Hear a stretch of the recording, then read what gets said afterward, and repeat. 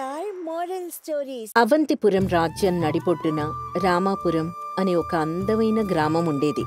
ఆ గ్రామంలో చాలామంది రకరకాల చేతి వృత్తులు, వ్యవసాయ పనులు చేసుకుంటూ కలిసిమెలిసి ఆనందంగా ఉండేవారు. ఆ ఊర్లోనే ఆంజనేయులు అనే వ్యక్తి మేకలు మేపుకుంటూ జీవనం సాగిస్తూ ఉన్నాడు. ఈ మత్సల మేకేంటి సరిగ్గా తినడం లేదు, ఏమైంది, నడవట్లేదేంటి అంటూ ఉదయం లేచిన దగ్గర నుంచి ఆ మేకలతోనే సమయం గడిపేవాడు. ఉదయం లేచి సర్ది మూట తీసుకొని అడవికి వెళ్లిన ఆంజనేయులు సాయంత్రం దాకా ఆ మేకలతోనే సావాసం చేసి ఎప్పుడో సూర్యుడి ఇంటికెళ్లే సమయాన ఇంటికొచ్చేవాడు. సాయంత్రం రాగానే స్నానం చేసి వెళ్లి అరుగు దగ్గర కూర్చొని స్నేహితులతో పెద్దలతో కాసేపు కాలక్షేపం చేసేవాడు. ఈసారి తిరణాలకు ఎడ్ల బండి పోటీలు పెడదాం, ఏమంటావు చిన్నాన్నా? బావుంటుంది కదా. రే వీరబాబు, మన పక్కింటి పంకజం గారి కూతురు పెళ్లి కుదిరిందట్రా, మనం కూడా కాస్త సాయం చేయాలి అంటూ నలుగురికి తల్లో నాలుకలా వ్యవహరిస్తూ ఉండేవాడు. తన పనేదో తను చేసుకోవడం తప్ప వేరే వాళ్ళని ఇబ్బంది పెట్టడం తనకి తెలియదు. ఒకరోజు ఆంజనేయులు అడవిలో తిరుగుతూ ఉండగా అక్కడికొక బాటసారి వచ్చాడు. అయ్యా, నేను కోసల రాజ్యం నుంచి దారి తప్పి వచ్చాను. ఇక్కడి నుంచి మా రాజ్యానికి వెళ్ళడానికి దారి తెలియడం లేదు, కాస్త సాయం చేస్తారా అంటూ ఆ బాటసారి నోరు తెరిచి అడిగాడు. అయ్యో, కోసల రాజ్యం అంటే చాలా దూరం నడిచొచ్చారే, ఇప్పుడు ఎలా, ఏం చెయ్యాలి అని ఆంజనేయులు కాసేపు ఆలోచించాడు. మీరు భోంచేశారా అని మామూలుగా అడిగాడు. దానికి బాటసారి చేయలేదని తల అడ్డంగా ఊపాడు. దారి గురించి నేను ఈ లోపు ఆలోచిస్తాను, ముందు కాస్త భోజనం చేయండి అని తను తెచ్చుకున్న భోజనం బాటసారికి పెట్టాడు ఆంజనేయులు. ఎన్నో రోజుల నుంచి ఆకలిగా ఉండడంతో ఆ బాటసారి ఆ ఆహారాన్ని అమృతంగా తిన్నాడు. ఉత్తరం వైపు 4 మైళ్ళు నడిస్తే అక్కడొక దానిమ్మ తోట వస్తుంది. ఆ దానిమ్మ తోట లోపల నుంచి అడ్డదారుంది, అక్కడి నుంచైతే మీరు సులువుగా మీ రాజ్యానికి చేరుకోవచ్చు అని తనకు తెలిసిన దారి గురించి చెప్పాడు ఆంజనేయులు. ఆ బాటసారి సంతోషంగా ఆంజనేయులకి దండం పెట్టి అక్కడి నుంచి వెళ్ళిపోయాడు. బాటసారికైతే కడుపు నిండింది, కాని ఆ రోజు మొత్తం మన ఆంజనేయులు మాత్రం ఉపవాసం ఉండాల్సి వచ్చింది. పోనీలే, ఎవరో ఒకరి కడుపు నిండింది కదా, ఈ రోజు మనం చేసిన మంచి ఏదో ఒక రోజు మనకు తిరిగి వస్తుంది అని ఆంజనేయులు మంచి ఆలోచనతో ఎప్పుడూ ముందుకు వెళ్తూ ఉండేవాడు. ఇలా అడవిలో కాని ఊర్లో కాని చాలా మందికి ఆంజనేయులు సాయం చేస్తూ ఉండేవాడు. అలాగే తన తెలివితో చాలా సమస్యలు పరిష్కరిస్తూ ఉండేవాడు. అడవిలో మేకల దగ్గర ఒక్కడే ఉండడంతో రకరకాల గొంతుల్ని అనుకరిస్తూ ఉండేవాడు. తనకు తెలిసిన మున్సబ్ గారి గొంతు, పంచాయతీ పెద్దగారి గొంతు, ఇలా చాలా మంది గొంతుల్ని తనే మాట్లాడుకుని మురిసిపోతూ ఉండేవాడు. ఒకరోజు ఎప్పట్లానే గోధూళి వేళ మన ఆంజనేయులు మేకలనన్నీ తీసుకుని ఇంటికొచ్చేశాడు. ఎప్పట్లానే స్నానం చేసి బయటికి వెళ్తూ ఉండగా కొన్ని మేకలు తగ్గాయని ఎందుకో ఆంజనేయులకి అనుమానం వచ్చింది. మేకల సంఖ్య తగ్గినట్టుందే అనుకుని మేకల్ని బాగా గమనించాడు. అప్పుడే తనకి తెలిసిందేంటంటే 2 మేకలు తన మంద నుంచి తప్పిపోయాయని. వెంటనే ఆంజనేయులకి గుండె వేగంగా కొట్టుకుంది. అయ్యయ్యో, 2 మేకల్ని అడవిలోనే వదిలేశాను అనుకుని వెంటనే అడవికి బయలుదేరాడు. అడవిలో ఆ చీకట్లో మేకల్ని వెతుకుతూ ఉన్నాడు. ఆ మేకలెక్కడా అతనికి కనపడలేదు. తనలో ఉన్న ఆత్రతను తగ్గించుకొని బాగా గాలి పీల్చుకొని తర్వాత అడవిలో మొత్తం చాలా పరీక్షగా గమనించాడు. రోజూ మేకల్ని తీసుకొచ్చే దారిలో ఎడమవైపు ఇంకో బాట ఉండడం గమనించాడు. ఆ బాటలో ఒక పక్క కొన్ని ఆకుల్ని ఏవో జంతువులు తిని ఉండడం గమనించాడు. ఖచ్చితంగా మేకలు ఇటువైపే వెళ్ళుంటాయి అనుకుని ఆ బాటలో వెళ్తూ చంద్రుడి వెలుగులో వాటి పాదాల గుర్తుల్ని చూస్తూ అలా ఒక చోటికి చేరుకున్నాడు. అక్కడికి కొంచెం దూరంలో ఒక పెద్ద గుహ కనిపించింది. ఇక్కడ ఇంత పెద్ద గుహ ఉందా? కొంపతీసి నా మేకలు ఈ గుహలోకి వెళ్ళి ఉంటాయా అని ఆలోచించుకొని ఆ గుహలోకి వెళ్ళాడు. ఆ గుహలోకి వెళ్ళగానే ఆంజనేయులు కళ్ళు బైర్లు కమ్మాయి. రాజ్యంలో ఉండే సంపదలో 50% పైగా ఆ గుహలోనే ఉంది. వజ్రాలు, వైఢూర్యాలు, వరహాలు అన్నీ రాసులుగా పోసున్నాయి. ఏంటిది, కళ? నిజమా? అనుకుని నోరు తెరిచి ఆశ్చర్యంగా అలాగే చూస్తూ లోపలికెళ్లాడు. గుహలో కొంచెం దూరం వెళ్ళగానే అతనికి తన 2 మేకలు కనిపించాయి. అమ్మయ్యా, ఇక్కడే ఉన్నాయి అనుకుని ఆ మేకల్ని తీసుకుని రాబోతున్నాడు. ఇంతలో బయట్నుంచి ఏదో అలికిడి వినిపించింది. ఎవరో ఆ గుహ దగ్గరికి వస్తున్నారని ఆంజనేయులికి అర్థమైంది. ఎంతో సంపద ఉన్న గుహలోంచి ఇప్పుడు బయటికి వెళ్తే తన ప్రాణానికే ప్రమాదమని ఆంజనేయులు గ్రహించాడు. వచ్చింది బందిపోటు దొంగ భద్రయ్య. అతను తన అనుచరులతో అక్కడికి వచ్చాడు. గుహ లోపల ఎవరో ఉన్నారని భద్రయ్యకి అర్థమైంది. రేయ్, ఎవర్రా నువ్వు? మేవే ఊరు మీద పడి దోచుకున్న సొమ్ము ఇక్కడ దాచుకుంటుంటే నువ్వు మమ్మల్ని మోసం చేసి మా దగ్గర నుంచి దొంగలించడానికి వచ్చావా? అనగానే ఆంజనేయులికి విషయం మొత్తం అర్థమైంది.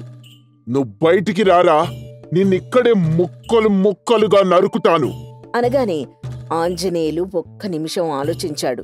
తన మెదడుకి పని చెప్పి ఒక ఉపాయం ఆలోచించాడు. నేను కూడా నీకోసం ఎప్పటినుంచో ఎదురు చూస్తున్నాన్రా. నిన్ను పట్టుకోవాలని చెప్పి రాజుగారు నన్ను నియమించారు. ఈ రోజు నువ్వు పట్టుబడ్డావు. రారా అని గంభీరంగా మాట్లాడుతూ పెద్దగా నవ్వాడు. బయట ఉన్న భద్రయ్యకి కొంచెం భయం అనిపించింది. అయినా కొంచెం ధైర్యం తెచ్చుకొని తన అనుచరులతో కలిసి మాట్లాడడం మొదలుపెట్టాడు. నువ్వుండేది ఒక్కడివేరా. మేవెంతమంది ఉన్నామో తెలుసా? ఈ రోజు మా చేతిలో చచ్చావురా. ఎవరు చెప్పారా నేనొక్కడే ఉన్నానని? నా వెనక పెద్ద సైన్యమే ఉంది అని చెప్పి తను సరదాగా మాట్లాడే ఇతర గొంతుల్లో కూడా అక్కడ మాట్లాడడం మొదలుపెట్టాడు. అంతమంది గొంతులు వినేసరికి భద్రయ్యకి భయం పూర్తిగా పట్టుకుంది. ఊపిరుంటే ఉప్పమ్ముకొని బతకవచ్చు. వీళ్ల చేతికి చిక్కామా మన ఎముకలు మొత్తం పిండి పిండి చేస్తారు. పదండి, పారిపోదాం అని తన అనుచరులతో అక్కడ్నించి పారిపోయాడు. ఆ మేకల కాపరి తన తెలివితో తన 2 మేకలు తీసుకుని ఇంటికి బయలుదేరాడు. అమ్మో, ఎంత సొమ్ము! ఎంతమంది పేదవాళ్ల కడుపు కొట్టారు అనుకుంటూ ఆ సొమ్ము గురించి ఆలోచిస్తూ వస్తున్నాడు. ఇంతలో తనని కొంతమంది దారి దోపిడీ దొంగలు అడ్డుకున్నారు. ఆహా, ఆకలితో ఉన్నవాడికి నాటుకోడి కూర దొరికినట్టు దొరికావురా. మర్యాదగా నీ దగ్గరున్న 2 మేకలు ఇచ్చేసి ఇక్కడి నుంచి పారిపో. అయ్యా, నాకీ మేకలే జీవనాధారం. నన్ను వదిలేయండయ్యా అని చేతులు జోడిస్తూ అడిగాడు. కాని దొంగలు ఒప్పుకోలేదు. మేకలు కావాల్సిందే అని పట్టుబట్టారు. ఆంజనేయులు కూడా నేనివ్వనని అంతే మొండి పట్టుదలతో చెప్పాడు. దాంతో ఆ దొంగలందరూ కలిసి ఆంజనేయుల్ని కట్టేశారు. నువ్వు మామూలుగా చెప్తే వినవురా అని అతన్ని చెట్టుకు కట్టేసి తర్వాత అతన్ని చంపేద్దామని పథకం వేస్తున్నాడు. ఇంతలో అక్కడికి ఆ దొంగల ముఠా నాయకుడైన ఒక వ్యక్తి వచ్చాడు. అతనెవరో కాదు, అంతకుముందు ఆంజనేయుల దగ్గర అన్నం తిన్న బాటసారి. ఆంజనేయుల్ని చూడగానే ఆ బాటసారి గుర్తుపట్టాడు. అయ్యా, మీరా? మిమ్మల్ని కట్టేశారేంటి? కట్లు విప్పండి అని తన దగ్గర పనిచేసే దొంగల్ని తిట్టి కట్లు విప్పించాడు. ఆ తర్వాత జరిగింది తెలుసుకొని ఆంజనేయులకి క్షమాపణలు చెప్పి అతని మేకలు అతనికిచ్చి ఇంటికి పంపించేశాడు. ఇంటికి వెళ్లిన తర్వాత రోజు ఉదయం ఆంజనేయులు సరాసరి మునసబ్ గారి దగ్గరికి వెళ్లాడు. తను చూసిన ఆ సంపద గురించి చెప్పాడు. ఆయన వెంటనే అక్కడికి భటుల్ని పంపించాడు. వాళ్ళక్కడున్న సంపదను మొత్తం స్వాధీనం చేసుకుని మునసబ్ గారికి అందజేశారు. అలాగే బందిపోటు భద్రయ్య అనుచరుల్ని బంధించి కారాగారంలో బంధించారు. ఆ గ్రామ నియమాల ప్రకారం సమాచారం ఇచ్చిన వారికి 10% దక్కుతుంది కాబట్టి అందులో 10% వరహాలు ఆంజనేయులకి అందించారు. ఆంజనేయులు సంతోషంగా ఆ డబ్బు తీసుకుని ఇంటికొచ్చాడు. ఆ సొమ్ముతో మంచి ఇల్లు కట్టుకుని అలాగే లక్షణమైన అమ్మాయిని చూసుకుని పెళ్లి చేసుకుని స్థిరపడ్డాడు. అలా ఆ మేకల కాపరి తన తెలివితో తన మేకల ప్రాణాల్ని కాపాడుకున్నాడు. అలాగే సహాయం చేసే తన గుణంతో తన ప్రాణాల్ని కూడా కాపాడుకున్నాడు. కొంచెం మంచితనం, కొంచెం తెలివి ఉంటే ఆ దేవుడు మనల్ని ఎప్పుడూ చల్లగా చూస్తాడని చెప్పడానికి ఈ కథే ఒక ఉదాహరణ. ప్రపంచానికి దూరంగా ఉండే అందమైన పల్లెటూరది. ఆ పల్లెటూరులో చాలా మంది మనుషులు రకరకాల వృత్తులు చేసుకుంటూ జీవనం సాగిస్తున్నారు. ఆ ఊర్లో పిల్లలు, యువకులు విద్యాశ్రమంలో చదువుకుంటూ ఉండేవారు. ఆ ఆశ్రమానికి గురువుగా దివ్యానంద స్వామి ఉండేవారు. శుభం భూయాత్. విద్య సంస్కారానికి నాంది కావాలి తప్ప అహంకారానికి పునాది కాకూడదు. అందరూ తప్పకుండా విద్యను అభ్యసించాలి. దీర్ఘాయుష్మాన్ భవ అని చెబుతూ ఆ ఊరి ప్రజలకి విద్య నేర్పిస్తూ ఉండేవారు. అదే ఊర్లో సోములు అనే కుర్రాడు ఉండేవాడు. ఆ అబ్బాయి ఊర్లో ఉండే ప్రతి ఒక్కరి ఇళ్లకి వెళ్లి వాళ్ల గేదెలు తీసుకుని అడవికి వెళ్లేవాడు. వాటికి మేత తినిపించి సాయంత్రం ఎవరి గేదెలు వారికి అప్పగించి ఇంటికి వెళ్ళిపోయేవాడు. ఆ తర్వాత అమ్మతో కబుర్లు చెప్పేవాడు. అమ్మా, ఆ నాయుడిగారి గేదె మాట వినదమ్మా, పరిగెడుతూనే ఉంటుంది. దాని వెనక పరిగెడితే ఆయాసమే అమ్మా. మన రామారావు మామ వాళ్ళ ఆవుకి ఏదో జబ్బు చేసినట్టుంది, అస్సలు తినట్లేదు. ఆచారి గారికి చూపిస్తే బాగుండు అంటూ అడవిలో జరిగే ప్రతి విషయాన్ని తన తల్లికి చెప్తూ ఉండేవాడు. అమ్మ అవన్నీ ఓపిగ్గా విని నవ్వుతూ సమాధానం చెప్పేది. నిన్ను నమ్మి నీ గేదెలిస్తున్నారు కదా, వాటిని జాగ్రత్తగా మళ్ళీ ఇంటికి చేర్చాలి నాన్నా.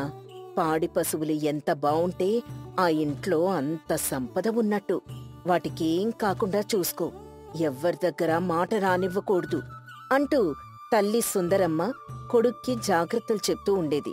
ఆ తర్వాత కొడుక్కి ఏం కావాలో అన్ని వంటలు సిద్ధం చేసి పెట్టేది. ఇద్దరూ వెన్నెల్లో కూర్చొని హాయిగా తినేవారు. ఇలా జరుగుతూ ఉండగా ఇంకో పక్క ఆ ఊర్లో ఉండే యువకులు సోముల్ని ఎప్పుడూ ఎగతాళి చేస్తూ ఉండేవారు. సాయంత్రం పూట ఎప్పుడైనా యువకులందరూ అరుగుమీద కూర్చున్నప్పుడు సోములక్కడికి వెళ్తే వాళ్ళంతా ఈ విధంగా మాట్లాడేవారు. ఏంట్రా ఇలా వచ్చావు? ఇక్కడ నీ గేదెలేమైనా తప్పిపోయాయా? నువ్వు గేదెలతో కాకుండా మనుషులతో కూడా మాట్లాడతావురా? సూర్యుడికి భూమి ఎంత దూరం ఉందో చెప్పు చూద్దాం హా అంటూ వాళ్లే తెలివైన వాళ్లుగా, చదువులేని సోములు మాత్రం తెలివి లేని వాళ్లాగా చూస్తూ మాట్లాడుతూ ఉండేవారు. ఇవన్నీ విని కూడా సోములు పెద్దగా బాధపడేవాడు కాదు. వాళ్లతో కలిసి తను కూడా నవ్వేవాడు. ఒకరోజు ఆ ఊర్లో జాతర చేయాలని పెద్ద మనుషులందరూ నిర్ణయించారు. యువకులందరికీ రకరకాల పనులప్పగించారు. బర్రెలు కాచుకునే సోములకి మాత్రం ఏ పని చెప్పలేదు. దాంతో సోములు పంచాయితీ పెద్దయిన పట్టాభిరామయ్య దగ్గరికి వెళ్లాడు. పట్టాభిరామయ్య అప్పుడే ధాన్యం బస్తాల్ని ఎడ్ల బండిలో పంపించి తీరిగ్గా వరండాలో కూర్చొనున్నాడు. ఏరా సోములుగా, ఏంటి ఇలా వచ్చావు? మా ఆవి ఇంకా రాలేదా? అయ్యా, నేనొచ్చింది గేదెల గురించి ఆవుల గురించి మాట్లాడ్డానికి కాదు. మరిక దేనికొచ్చావురా? ఓ, ఈ మాసం డబ్బుల గురించా? మీ అమ్మగారికి చెప్పి సాయంత్రం ఇప్పిస్తాలే. అయ్యా, అది కాదయ్యా అంటూ నసుగుతూ చెప్తూ ఎలా మాట్లాడాలో తెలియక అక్కడే నిలబడ్డాడు. ఏంట్రా, ఏదో చెప్పాలనుకుంటున్నావేంటి? విషయం చెప్పు అని కొంచెం గట్టిగా అడగడంతో ధైర్యం తెచ్చుకొని సోములు చెప్పడం మొదలు పెడతాడు. అయ్యా, జాతరకి అందరికీ ఏదో పని అప్పచెప్పారు. నాక్కూడా ఏదైనా పని చెప్తే నేను కూడా దాంట్లో భాగమవుతానయ్యా అని తన మనసులో ఉన్నది ఒక్కసారిగా చెప్పేశాడు సోములు. ఆ విషయం వినగానే పట్టాభిరామయ్య పెద్దగా నవ్వాడు. ఆ పంచాయతీ పెద్ద అలా ఎందుకు నవ్వుతున్నాడనేది సోములికి ఏమీ అర్థం కాలేదు. హా, పిల్లకాయలంటే అందరూ చదువుకున్నారా? ఇక్కడికొచ్చి నువ్వేం పని చేస్తావు? ఇదేమన్నా గేదెలు కాయడం అనుకున్నావా? నువ్వేం పని చెయ్యక్కర్లేదు గాని సాయంత్రం వచ్చి ప్రసాదాలు తినిపో అంటూ చాలా చులకనగా మాట్లాడాడు. ఆ మాటలకి సోములు మనసు చాలా బాధపడింది. కాని అంత పెద్దాయనికి ఎదురు చెప్పలేక మౌనంగా తలదించుకుని ఇంటికొచ్చాడు. సోములు అలా బాధగా ఉండటం అతని తల్లి సుందరమ్మ గమనించింది. విషయం మొత్తం కనుక్కుంది. నాకు చదువు లేదు, సంధ్య లేదు. నేనీ గేదెలు కాసుకోవడం తప్ప దేనికి పనికి రానమ్మా అని సోములు తనలో తానే తిట్టుకుంటూ బాధపడుతున్నాడు. నాయనా, ఈ ప్రపంచంలో పనికిరాని వస్తువంటూ ఏదీ ఉండదురా. అలాంటప్పుడు దేనికి పనికిరాని మనిషి ఈ భూమి మీద ఉండగలడా చెప్పు? మీ నాన్న చిన్న వయసులోనే చనిపోతే నువ్వీ కుటుంబ బాధ్యతని భుజానికి వేసుకున్నావు. గేదెలు కాసి కుటుంబాన్ని పోషిస్తున్నావు. నీకంటే గొప్పవాళ్లు ఎవరుంటారు చెప్పు? నీకంటే పెద్దదైన అక్కకి పెళ్లి చేసి అత్తారింటికి గౌరవంగా పంపించావు. ఇప్పుడుండే పిల్లలందరూ తల్లిదండ్రులు సంపాదిస్తే కూర్చొని తింటున్నారు. కాని నువ్వు తల్లిని పోషిస్తున్నావు. వాళ్ళెవరో ఏదో అన్నారని బాధపడకు నాన్నా అని ఆ తల్లి తేనె కంటే మధురమైన మాటలతో కొడుకుని ఓదార్చింది. తల్లి ఓదార్పు కంటే పెద్ద మందు ఏముంటుంది చెప్పండి. అందుకే ఆ కొడుకు మనసులో ఉన్న బాధ ఇట్టే పోయింది. ఎందుకమ్మా నన్నందరూ తక్కువగా చూస్తారు? మనుషులకి వాళ్లకంటే తెలివైన వాళ్ళు కనిపిస్తే కుళ్ళు నాన్నా అది ఒప్పుకోలేక వేరే వాళ్ళని చులకన చేసి మేమే గొప్ప అని పైశాచిక ఆనందం పొందుతూ ఉంటారు అని కొడుక్కి సర్ది చెప్పింది. ఇలా రోజులు గడిచాయి. జాతర కూడా బాగానే జరిగింది. అందరూ ఏదో ఒక పనిలో ఉంటే సోములు మాత్రం అలాగే మౌనంగా చూస్తూ ఉండిపోయాడు. ఎవరెంత ఎగతాళి చేసినా పట్టించుకోకుండా తన పని తాను చేసుకుంటూ ఉండేవాడు. అన్ని రోజులు ఒకేలా సాగవు కదా. ఆ ఊరికి ఒక పెద్ద విపత్తొచ్చింది. అంతులేని వ్యాధి ఒకటి ఆ ఊర్లో బాగా వ్యాపించడం మొదలుపెట్టింది. ఆ వ్యాధి వచ్చిన వాళ్ళందరూ జ్వరంతో ఒళ్ళు నొప్పులతో మంచం మీన్నించి పైకి లేవలేకపోయారు. ఆ వ్యాధి ఏంటో దానికి చికిత్సేంటో ఆ ఊరి ఆచారికి కూడా అంతుపట్లేదు. కొన్ని రోజులకి ఆ ఆచారి కూడా ఆ వ్యాధి బారిన పడ్డాడు. ఊరందరూ వ్యాధితో బాధపడుతుంటే సోములు సుందరమ్మ మాత్రం ఎలాంటి బాధ లేకుండా ఉన్నారు. ఒకరోజు సోములు ఆచారిగారి దగ్గరికి వెళ్ళాడు. ఆచారిగారు, దండాలయ్యా అని ఆయనకి గౌరవంగా నమస్కరించి నిలబడ్డాడు. రే, నువ్వు బర్రెలు కాచుకునే సోములు గడివి కదూ, ఏంటిలా వచ్చావు? అయ్యా, ఊరు మొత్తం ఏదో గుర్తు తెలియని వ్యాధితో బాధపడుతోంది కదా. అవునరా, నాక్కూడా ఒంట్లో కాస్త నల్లతగానే ఉంది. దానికి మందు నాక్కూడా అందట్లేదు. ఆ వ్యాధికి నాకు మందు తెలిసిందయ్యా అనగానే ఆచారి ఒక్కసారిగా ఆశ్చర్యపోయి అలాగే చూస్తూ ఉండిపోయాడు. ఏంట్రా, నాతోనే పరాచకాలు ఆడుతున్నావా? అయ్యయ్యో, కాదయ్యా, నేను చెప్పేది నిజం. కావాలంటే మీరు నాతో రండి, నేను చూపిస్తాను అంటూ చాలా నమ్మకంగా చెప్పాడు. ఆ మాటల ఆచారికి ఎందుకో నమ్మాలనిపించింది. సరే పద. అని చెప్పి ఆచారి సోములు వెనక వెళ్లడం మొదలుపెట్టాడు. సోములు ఆయన్ని రత్నగిరి కొండవైపు తీసుకెళ్లాడు. ఆ కొండ మీద చాలా రకాల మూలికలున్నాయని ఆచారికి చూచాయిగా తెలుసు. అలా ఆ కొండ మీద చాలాసేపు నడిపించాడు. రే, నాకు ఆయాసం వస్తోందిరా, నేను నడవలేను.